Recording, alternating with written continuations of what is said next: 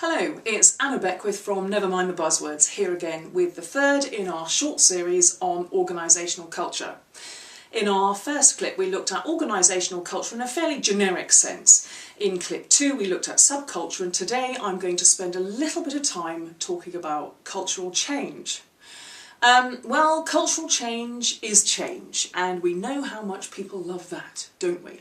Before we even start to think about cultural change in an organisational context, we need two things, and that is senior level commitment and persistence. And that is commitment and persistence in actually role modelling the behaviours that they want to see that indicate the values that the company has that contribute to the organisation's culture. It's about doing stuff and not just talking about stuff.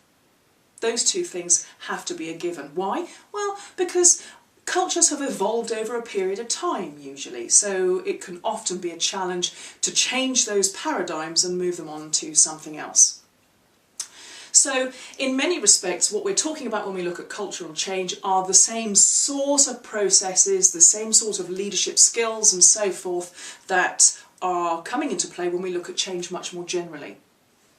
One of the first things to consider is, well, what is the rationale behind this culture change? No change should just be there for the sake of it. So it's going to be important to think, well, why are we doing this? What would be the advantages of moving towards a different cultural paradigm from that which we are in now? What are the benefits of this new state of affairs? And also, what is the danger in staying where we are? Not just as an organisation, but also thinking about people within the organisation and the impact on them. Having a rationale for change is always going to be vitally important. It's also going to be really, really important to have a clear idea of what is the existing culture here. What are we moving away from? Now, as I mentioned in the first clip, in any organisational culture there will be the glossy brochure version of things. This is what we like to say about ourselves. We have a culture of positivity and innovation. And there's the kind of rough travellers going, yeah, well, actually what usually happens is there's the stuff which is actually going on. Sometimes those two are one and the same, and sometimes there's a difference between what we say and what we would like to think is the culture of the organisation and actually what happens on a day-to-day basis. Brutal honesty has to come into play here to really understand what is the status quo.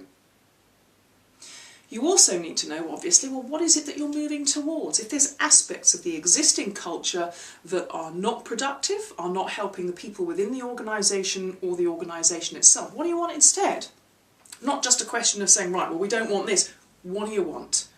What do you want instead, and what are the advantages of that? Also, in considering that, you're also thinking about, well, what are the aspects of our existing culture that are really good and beneficial that we want to take with us, and which are the ones that we want to leave behind?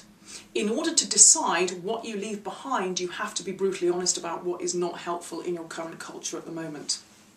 Again, that's the same as any change. When you're moving from one status to another status, it's not just off with the old, on with the new. Who are you taking with you? What are you taking with you? What is useful to carry with you moving forward, and what does have to be left behind? So once you've got those things in play, and of course the precise processes and the answers that you get to these various questions you'll be asking yourself at this stage are going to be different with every organisation across the world, practically. Then it's a question of, okay, well, how are we going to begin to tackle this? What management tools do we have at our disposal to look to change attitudes, to change behaviours, to change processes and structures that help us to move towards that new culture? And fundamentally, of course, as we move in that new direction, how are you going to measure success? Again, culture change is just change, perhaps with some additional parameters thrown into the mix.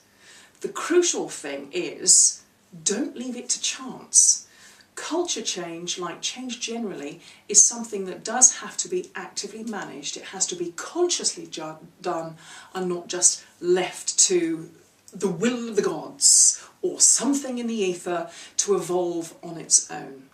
It's a choice. The culture of your organisation is a choice. and it has to be actively managed in the best interests of your organisation moving forward and in the best interests of the people who are within your organisation.